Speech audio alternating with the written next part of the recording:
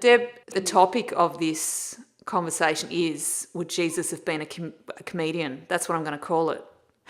Okay. And his disciples would have been Bill Hicks, George Carlin, Joe Rogan, and Louis C.K., and there's probably a host of others.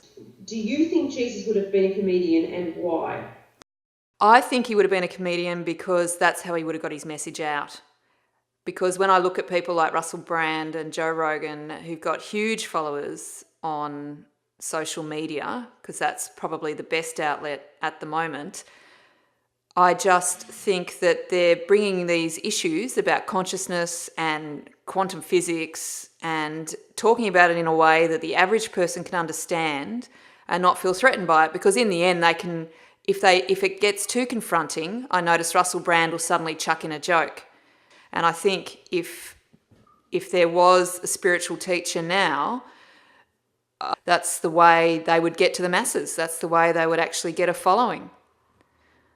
What an impact Brand is having on popular dialogue as well. Like, a lot of people are now talking about his change from being this comedian. I never used to find him funny. I still don't actually find him funny, but I do find what he's talking about with consciousness really interesting. So I'm now much more likely to listen to Russell Brand than I would have listened to him 5 years ago, and I just thought he was this obnoxious comedian.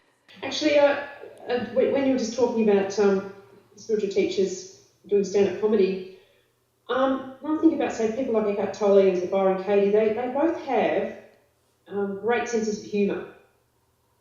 So it's almost like people who are authentic, who are spreading a message that has a depth to it, have an abundance of humour.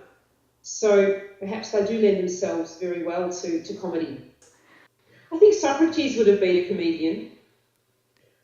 Just the way he would approach people in the street and sort of point to them and saying, "Are you wearing shoes?" And they might say yes, and he would say, "How do you know?" You know, it's just, he'd ask these ludicrous questions of people. Well, they weren't ludicrous, they were just questions that people thought were ludicrous.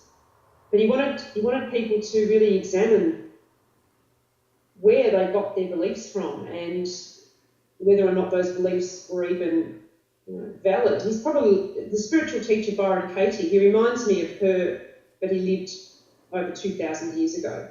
If you're going to get your message out, do you think that comedy may be the better option now? Comedy is sort of classically known for getting under people's defences without people even realising that their defences have been breached. It's sort of like a lateral approach to getting people to think of something in a different way.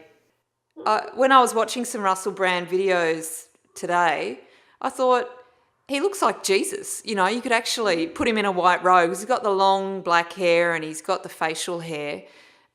And he's got that look that you often see of representations of Jesus.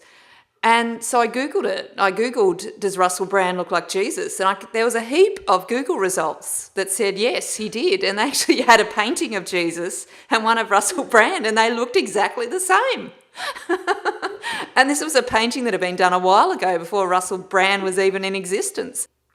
Now that you're talking about Jesus perhaps being a comedian, even if he weren't a comedian today, I reckon he would have great potential for comedy. He'd probably have great comic timing, he'd have a great sense of humour, and he'd probably be an excellent stand-up comic.